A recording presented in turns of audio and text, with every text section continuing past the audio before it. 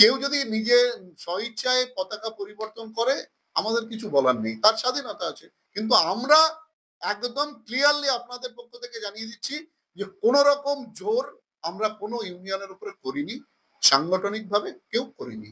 পতাকা নিয়ে যদি তাদের কোনো অপরাধ বা দাপাচ্ছে তাতে করে বিজেপির দিকেই আবার আন্দোলন।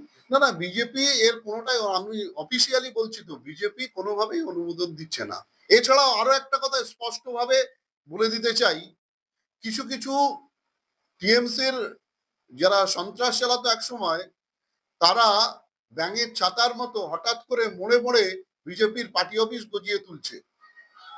এটা পার্টি অনুমোদন করে না। কোন এরিয়ায় পার্টির যদি পার্টি অফিস করতে হয় অবশ্যই মন্ডল সভাপতির অনুমতি সাপেক্ষ। হ্যাঁ, নতুন করে অনেক জায়গায় করছে, কিংবা পুরনো পার্টি অফিস দখল করে করছে। মন্ডল সভাপতির কোন রকম নির্দেশ ছাড়া কোনো পার্টি অফিস নতুন ভাবে করা যাবে না। আপনারা শুধু নির্দেশ দিয়ে বসে থাকবেন না, কোনো হস্তক্ষেপ করবেন? একদম আজকে ঘোষণা করে দিচ্ছি, এরপর থেকে পার্টি আভ্যন্তরীণ যে ব্যবস্থা আছে সে ব্যবস্থা গ্রহণ করবে। গতকাল সরকার, দেখুন, বিজেপির এই রাজ্যে বিজেপি যে কটা ইস্যুতে লড়াই করেছে রাজনৈতিক ক্ষেত্রে, তার অন্যতম প্রধান ইস্যু হচ্ছে রেস্টোরেশন অফ ডেমোক্রেসি, ডেমোক্রেসির পুনঃপ্রতিষ্ঠা, যেটা তৃণমূল আমলে একদম বন্ধ হয়ে গেছিল। বাম আমল থেকে শুরু হয়েছিল যে অন্যের পার্টি অফিস দখল করে ভাঙচুর করা, তৃণমূল সেই পার্টি অফিস দখল নিয়ে সেখানে নিজেদের পার্টি অফিস করা। তো এর বিরুদ্ধেই লড়াই করে আমরা কিন্তু রেস্টোরেশন অফ ডেমোক্রেসি, অর্থাৎ গণতন্ত্রের পুনঃপ্রতিষ্ঠার দাবি নিয়েই কিন্তু আমরা মানুষের কাছে গেছিলাম, মানুষ ম্যান্ডেট দিয়েছে। সুতরাং এইটা বিজেপি এই দখলকৃত রাজনীতির একদম বিরুদ্ধে।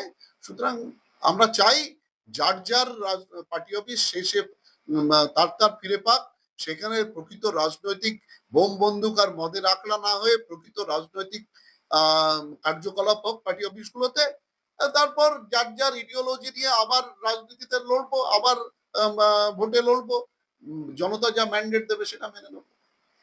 দেখুন, যেখানে আমাদের কোনো দলীয় কার্যকর্তা জড়িয়ে আছে বা এরকম মনে হয়েছে, আমরা স্ট্রংলি বার্তা দিয়ে দিয়েছি, সমস্ত কিছু তারা ফিরিয়ে দিয়েছে। আর যেখানে তৃণমূলের লোকই বিজেপি সেজে তৃণমূলের পার্টি অফিস দখল করেছে, সেগুলোতে আমাদের কিছু করার নেই। আমরা কড়া বার্তা দিচ্ছি যে সেগুলো যারা করেছেন আমরা চিহ্নিত করছি, অবিলম্বে এই ভুল শুধরে নিন, সেগুলো খোলার ব্যবস্থা করুন, না হলে আগামী দিনে আইনের মতো ব্যবস্থা নেবে।